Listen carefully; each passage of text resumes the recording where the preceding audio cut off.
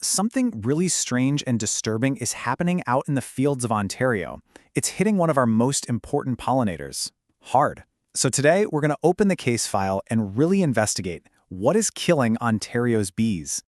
Okay, get ready for this number because it is just staggering. 35%. That's how much of Canada's entire bee population we think we've lost in just the past 3 years. I mean, think about that. More than a third of the country's bees just gone. And believe it or not, here in Ontario, the situation might be even worse. Which brings us right to the heart of our investigation today. What is happening to all the bees? What, or maybe who, is responsible for this? All right, so every good investigation starts at the beginning. And for this one, that means heading to the scene of the crime, so to speak. We're talking about the moment beekeepers started finding these just devastating losses in and around their hives. And listen, we're not talking about a couple of isolated incidents here and there. No way. The Ontario Beekeepers Association, we'll call them the OBA. They reported that this was happening in 240 different locations. And they started to notice a really critical clue. A lot of these weakened, dying hives were right near fields of corn and soybeans. So, with all this initial evidence coming in from the field, both the OBA and, get this, federal investigators started to zero in. Their focus began to narrow on one main suspect. And here's our main suspect, a class of pesticides called neonicotinoids. Let's just call them neonics for short. Now, these things are neurotoxic, which is a fancy way of saying they attack an insect's nervous system. And, this is a really key detail, they're water-soluble. But what's really important to know is that they aren't sprayed on crops like you might imagine. Instead, they're used to coat the seeds before they even go in the ground. Okay, if you're looking for a smoking gun, this is probably it. The federal agency in charge of pesticides, the PMRA, they actually investigated samples from these bee kills. And what they found was, well, it was pretty damning. A full 80% of the dead bees they tested had neonicotinoid pesticides in them. 80%! So now we have a main suspect in our sights. The OBA started building a solid case, and a huge part of any good investigation is ruling out other possibilities, right? Eliminating the other culprits.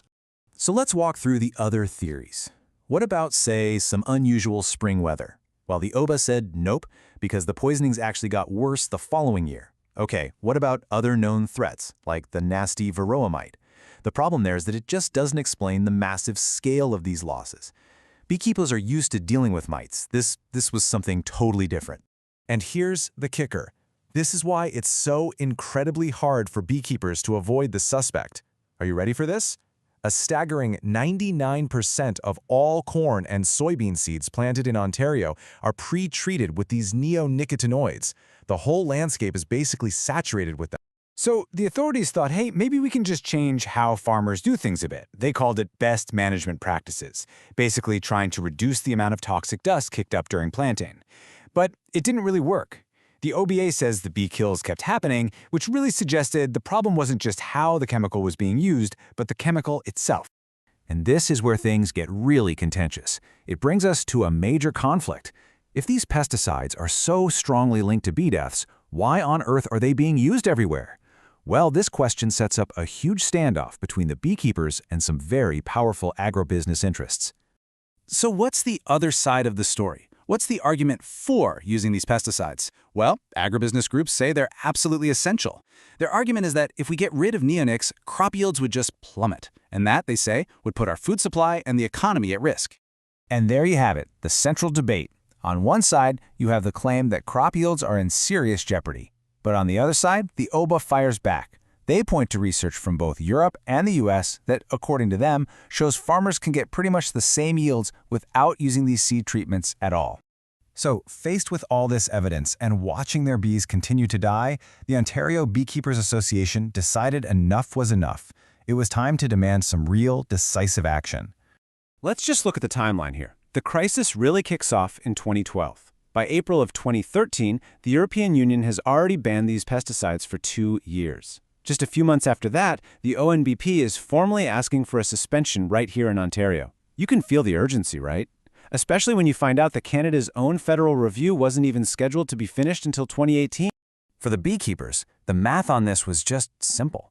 Waiting years and years while the bee populations kept crashing, That was a risk they believed Ontario just couldn't afford to take. I mean, the potential cost, not just to the bees, but to all the pollination they do for us, was just way too high.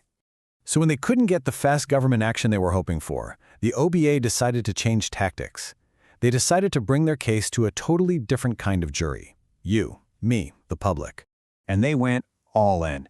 The OBA launched a huge public awareness campaign. We're talking social media, petitions, reaching out to the news, anything they could do to get their evidence and their story directly in front of the public.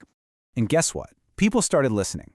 A national poll, which was backed by Sierra Club Canada, found that 2 out of every 3 Canadians were in favor of a ban on neonics. That's a huge majority. So, riding that wave of support, the OBA laid out a really clear game plan for people who wanted to help. It's an approach that hits on a bunch of different levels. Getting informed yourself, contacting your local politicians, signing the petition, and even grassroots stuff like talking to farmer friends or finding other potential allies. And that brings us to one last really big question that kind of hangs over this whole thing. See, this whole investigation has been about the honeybee, which is, a species that we manage. But these pesticides, if they're the problem, they don't pick and choose. They don't discriminate.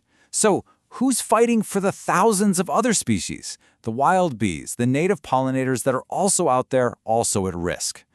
Now that's a question to chew on.